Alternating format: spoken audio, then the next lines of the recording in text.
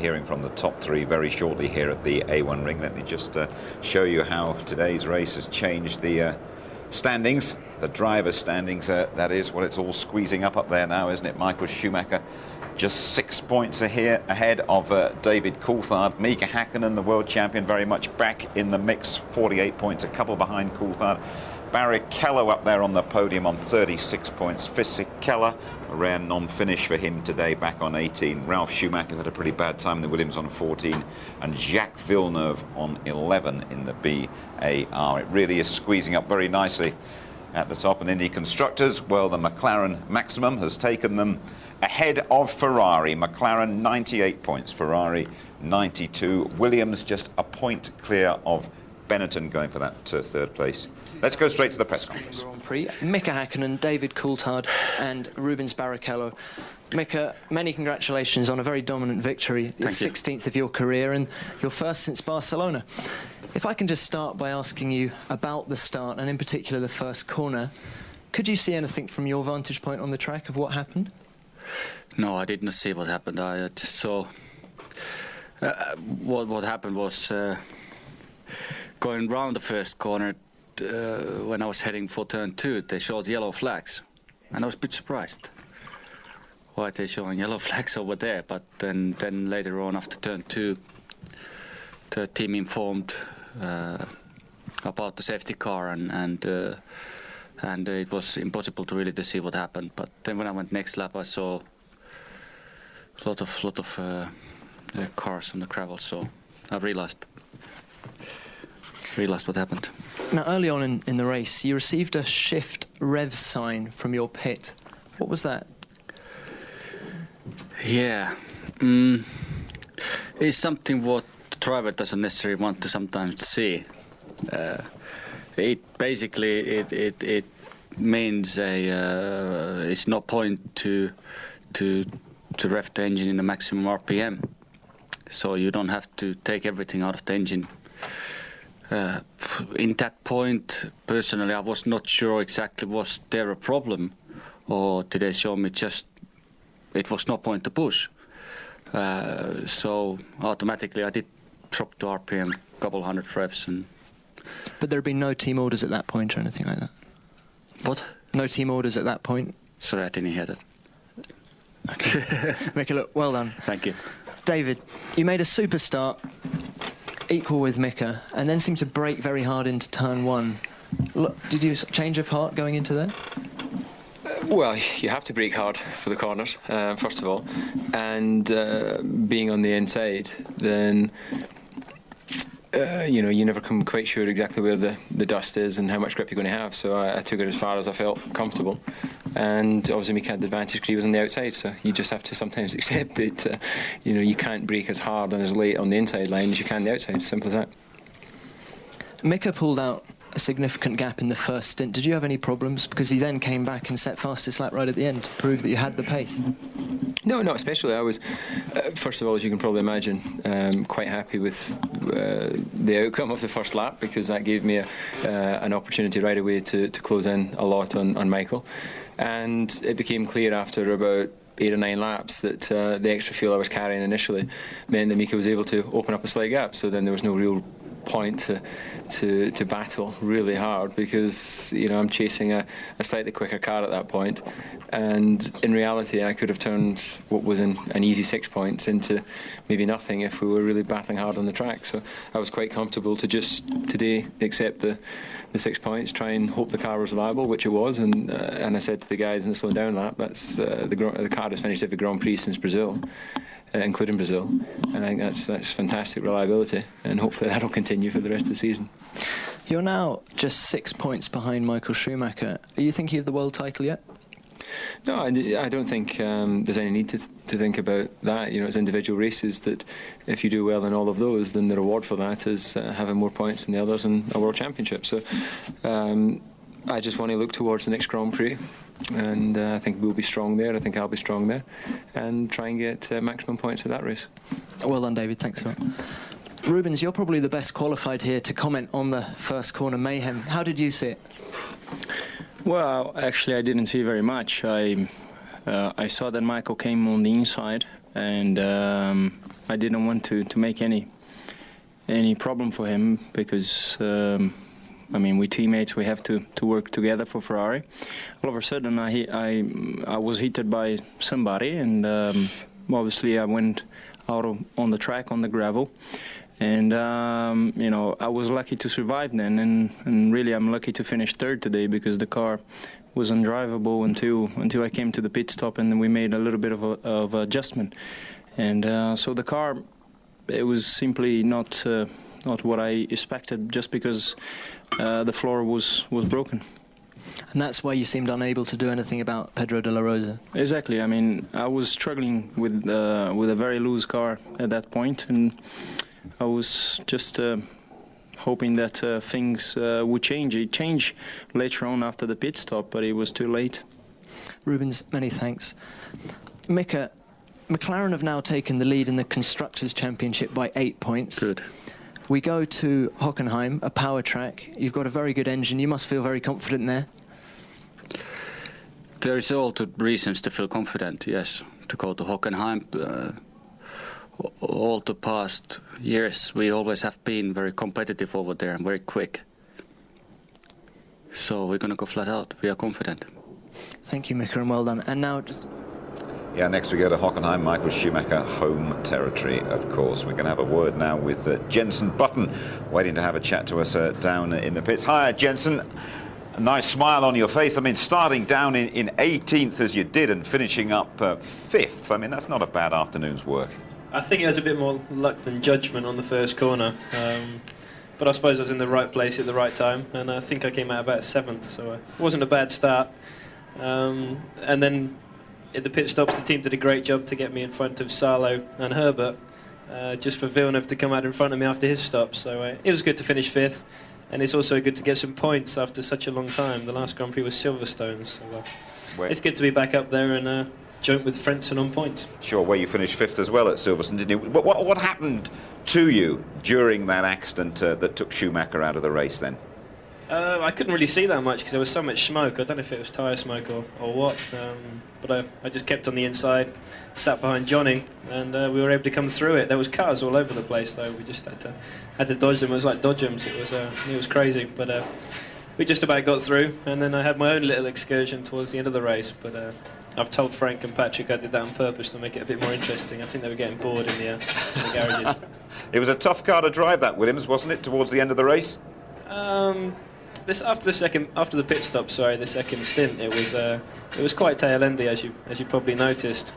But we still finished 5th, so it's not really the problem. Obviously, we've got to do a lot of testing before Hockenheim to get it back on the pace. But I'm looking forward to it, and it's BMWs and around some circuits, so hopefully we can get a good result there. Murray alluded to a little conversation that Frank Williams had with you yesterday, without asking you to give away any trade secrets. Of course, he wouldn't do that. Just give us an indication of what the tone of the conversation with Frank, could you? Just a friendly little chat, really. Obviously, we're both very busy on the weekends, so it's good to talk now and again. It was just a reassurance, really. Obviously, nothing's been decided for my future next year, and it was just a reassurance, really. And don't worry about it, and do your best this weekend. That's all I can do. Friendly and encouraging, was it? Oh, definitely. We had a good chat, not just about racing, about other things as well. So I think we're all in good spirit now, especially after today's result. And from your point of view, Jenson, we're sort of at a half-term stage in the Formula One season anyway. If you were making your own report, what sort of marks would you give yourself so far? What sort of comments would you make? Sort of comments. Do another start like this one, but I don't think that's going to happen, and hopefully I won't be that far back next time. I'm happy, definitely, to be on 5 points after half season. The same as Frentzen and the Jordans, so it's good. I'm very happy. Obviously, we've had some bad races as well, but I suppose you have the bad with the good, and just hopefully my bad luck's out of the way now, and we can just concentrate on getting good results and learning the circuits as well still. So it's not too bad. Tony Jardine's here. He just wants a word with you in a moment. But before I sort of shut up here, I mean, can you give us any indication at all about your future, about where you're going to be driving next season? I haven't got a clue. Hopefully here, but we'll see what happens. We'll see in the next. Okay, thanks, Jenson. Here's Tony. Jenson, also, you were ahead of Ralph most of this weekend. You must be very pleased with that. That's progress, isn't it? So I've lost you a bit. The engine started, but no, it's been a good weekend for both of us. I think Ralph had a few problems on Friday testing, but no, we've been pretty close, and it's good to be on Ralph's pace again. And it's good for both of us because we can both push the car to the limits and try our different ways. And it's been good. We've worked well together this weekend, and it's good to get some points. I mean, Ralph wasn't able to due to the start, but I think he would have done a good job as well. Thanks, Jenson. As always, we appreciate you joining us, and of course we're watching you very closely no matter what happens next season. Thanks very much indeed. Thank you. Right, Martin Brundle, let's go back to this race. A little comment on that young man. I mean, starting from where he did, and they've had a pretty miserable old time until the race, haven't they, Williams? He did the business this afternoon, didn't he? Yeah, he kept his head, didn't he, in difficult circumstances. Then put a good race in, made one small mistake, which he's able to have a grin about afterwards. But otherwise, it was good. I mean, obviously, BAR managed to get Villeneuve out in front of him. Otherwise, I think he could have had a pretty solid fourth place there. But, I mean, McLaren are on such a roll at the moment, aren't they? Maximum points here, maximum points a couple of weeks ago. And Ferrari, well, will they be able to find something in the second half of the season, do you feel? Well, they've simply got to, haven't they, somehow. They've got enough people and they've got all the resources they need to do that. So, yes, I think they will find something. But what's to say that McLaren haven't got a few more tricks in their box yet as well? And you could see at the press conference there, the two McLaren drivers were, you know, they're really looking forward to Hockenheim, aren't they? And Barrichello was a bit reflective of, my car wasn't very good in the first part of this race, and he was 1.5 seconds off the pace, as we said. Seems like he may have had a damaged floor from the first. How he knows that, I don't know, because the drivers, you don't get much chance to look underneath your car when you're in Parc Fermé, but it's a good story anyway. But nonetheless, clearly Rubens has been fast around this track all through practice, qualifying, and the warm-up this morning. In the race he had no pace at all, did he? So he was struggling for whatever reason. We'll look at the key instance in just a couple of minutes' time, but you know, I was over there this morning in the media centre, and someone came up to me and said, you could bet your life on it, first corner Schumacher's going to get taken off. Now, did it come as a great surprise to you, bearing in mind the shape of the grid, that happened? It was Zonta that ran into him. Zonta's traditionally started a long way down the field where you have to brake very early for the first corner because you get a concertina effect. His big moment had arrived, hadn't it? Zonta out-qualified teammate Villeneuve, right up with the big boys at the front. Up the inside, Coulthard was saying it's dusty up there, difficult, and he simply out-braked himself going in there and gave Michael a nudge. It just happens, as Michael said in his interview with us halfway through the race. I've done that enough time. We've all done that. It happens. You know, there's nothing you do. Your front tyres are cold, your brakes are cold, and if you go in a few metres too deep, you're just going to have an inevitable accident. And Michael was on the receiving end of it. I think once or twice per season, you're going to trip over somebody, or they're going to knock you off the road. Once or twice per season, your car's going to blow up or fail in some way. And Michael's going through those in quite a short space of time. Thanks very much indeed, Martin. We'll be right back with you, and we'll be looking at the key moments of the Austrian Grand Prix.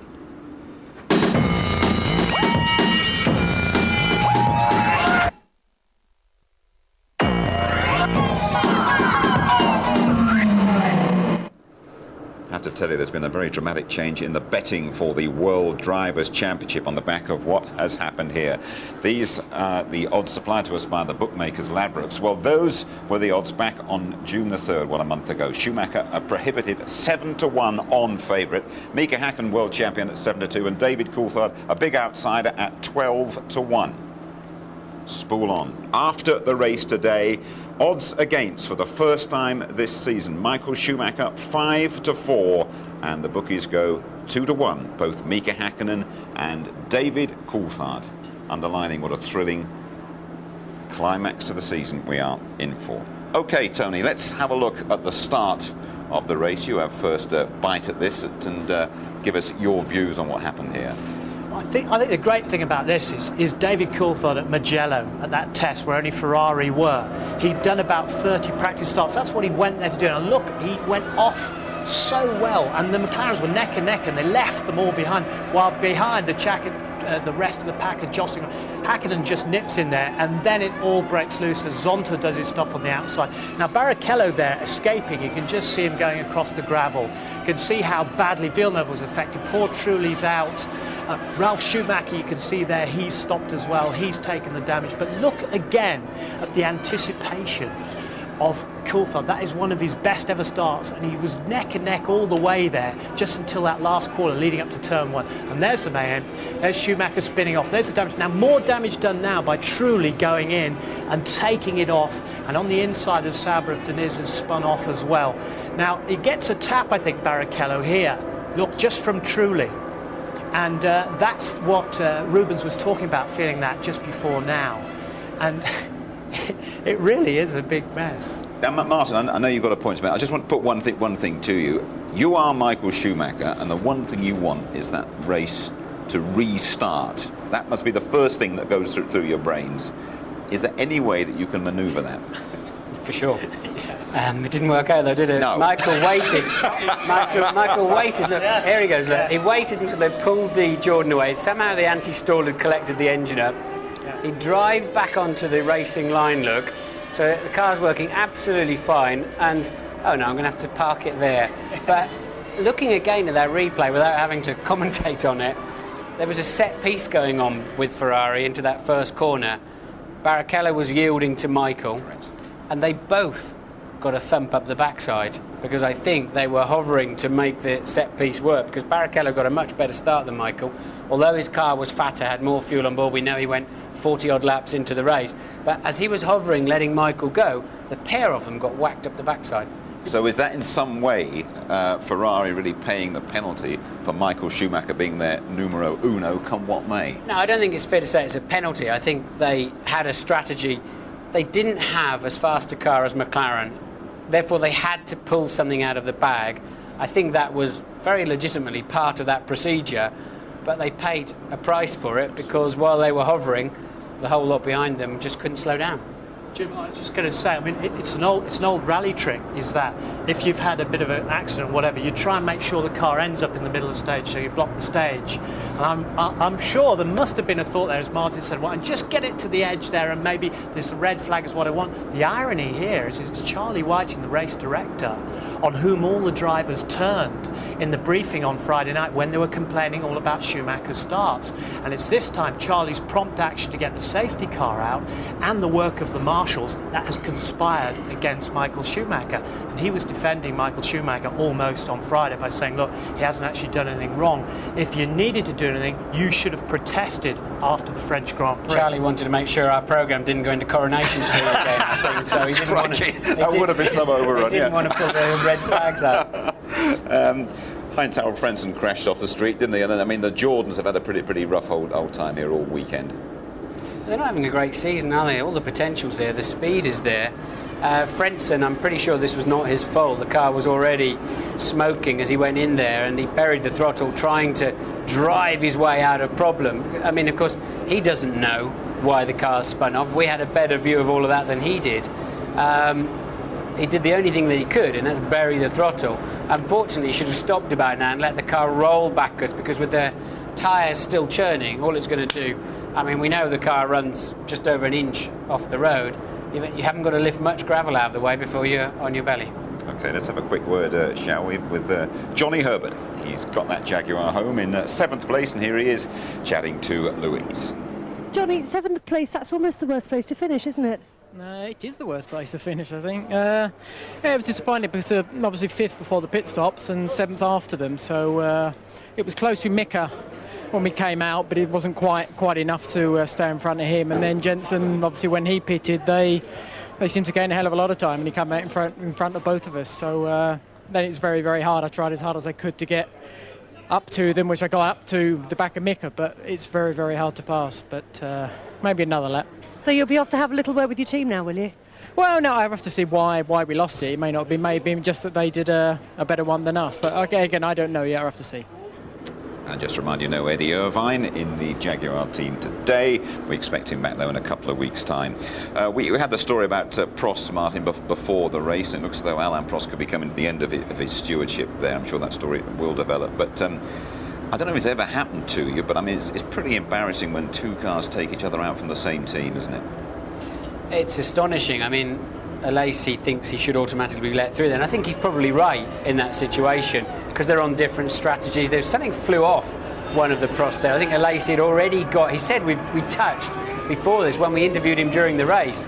Heidfeld, I think, was right not to expect Alesi to keep coming. He had, although this camera angle makes it look worse than it is, or makes it look clearer that Alesi, but Alesi's already out of control anyway, look, and the inevitable happens.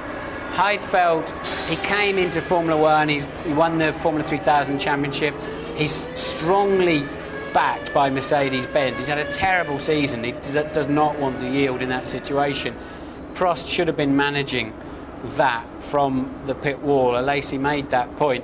But at the same time, Jean can't automatically expect him to leap out of the way if he sends one up the inside. We talked to Jenson about half-time or half-term reports, I say. You had the Prost bottom of your charts, didn't you? And I don't think they've done much here to move up the class, have they? Jenson Button, though, probably has, hasn't he, Tony? And I don't know, I think the expectation is that he will be moving away from Williams, but certainly the expectation is that he will keep his seat in Formula One, and he's done himself no harm this afternoon. There's a very tasty rumour going around that he will end up at Benetton with Jacques Villeneuve, and we don't know whether Briatore is going to keep Fisichella or not, but this pit stop was certainly very, very smooth, and you know, it belies the guy's age. He's just 20 years of age, and he cruising. He's a thinking driver as well. He's an intelligent driver. And as Gerhard Berger said, the guy hasn't made many mistakes at all in this season. He's very, very pleased with him. And I would have thought lots of teams would be clamouring after him. But this is where he goes off. Now, this is what I want Mark to see, because I think the splitter underneath gets more damage than the actual nose cone when he went off. Schumacher did this a couple of years ago when the gravel was much rougher. We saw it at the beginning of the programme. It was an awfully rough ride, but I don't know whether he under-exaggerated how bad the car felt after that or not, because they were ready with a new nose cone. Jenson's got one big problem, that he's on a leash at Williams, a 5-year deal. And now they've got to buy themselves. Frank's got to, if he's not going to use him, and my information is that he's not going to use him next year, I hope that's wrong, but my information is that the deal's already been done with Chip Ganassi to release Montoya. To move Jenson on, to allow him, who wants to take him, put up with his learning process and develop him into a top-line racing driver, a Formula 1 driver that he can so clearly be, and then only to lose him back to Williams. So if Frank has got that 5-year deal still in place, he's got to set Jenson free from that. Absolutely, I would expect some sort of announcement this week actually on that. But a word about David Coulthard. Didn't win, but crikey, he's well in there, isn't he? As the bookies have just confirmed for us. I wouldn't think he'd be a very happy bunny tonight, because Hakkinen was quicker around this track. David got on top of him for a few races now. Mika was the man around here, and if you look in David's eye on the podium, he hates that second place a lot, especially if Mika's standing on the slightly taller step. And but hey, he's moved up. As he said, I'm closer to Michael Schumacher, and now he's got some help, because Michael can't afford now to have a wheel-to-wheel with either of those two McLaren drivers, because the other one is in a strong position too. Thanks very much to you both. Well, there we are then. We are coming towards the end of our live coverage of the 10th Grand Prix of the season. We try and get things right, but a bit like Michael Schumacher today, well, we do have our moments. Ready? Hi, I'm Jenson Button. It's all like...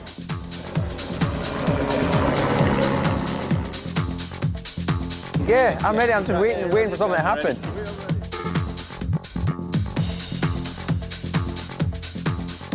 Ron, congratulations. It couldn't have gone any better. That's quite good, really. I said congratulations. It really couldn't have gone any better, could it?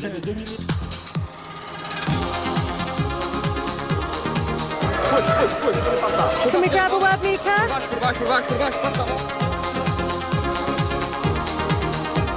Why do you always get the giggles when I'm talking to you?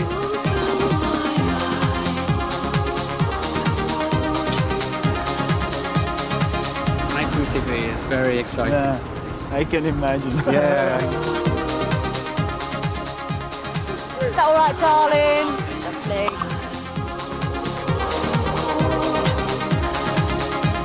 People think we make this up as we go along. That's the same colour as my hair, isn't it? Respect, Max. Yes, we should do all this. This is like LEG. Have you ever interviewed me before? I interviewed you this afternoon after the qualifying session, Jenson. I don't know why I had to say respect. It's some wind-up. So that he could have a tart. Chilly and totally uninviting. That's the scenario. No, Keith, you're not panning up there, pal, are you?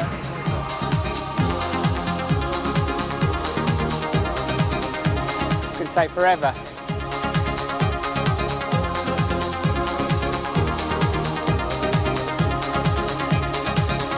Ready? Ready.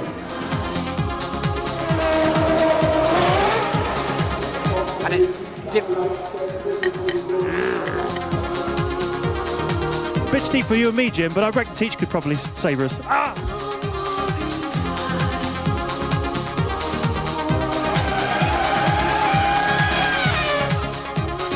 Come back up the inside of you on the way out, and it's a... Hi, I'm Jenson Button. Start again. Well, that was all right for me, chaps. We're not quite done yet. Highlights tonight, reaction and comment at 11:15, repeated as always on ITV2 tomorrow night. We come back in a couple of weeks, qualifying from 11:30 on the Saturday morning. Race build-up from 12:15, highlights 11:50. So another 1-2 for McLaren, would you believe it? David Coulthard second here for the 4th year running. Don't worry, he could still be top man come the end of the season. From the whole ITV team, good afternoon.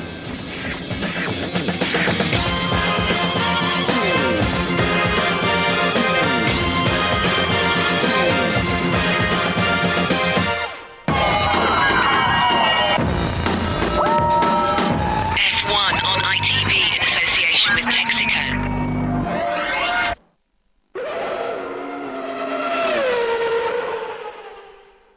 If you would like to know more about Formula One, the website address sponsored by livesport365.com is www.itv-f1.com.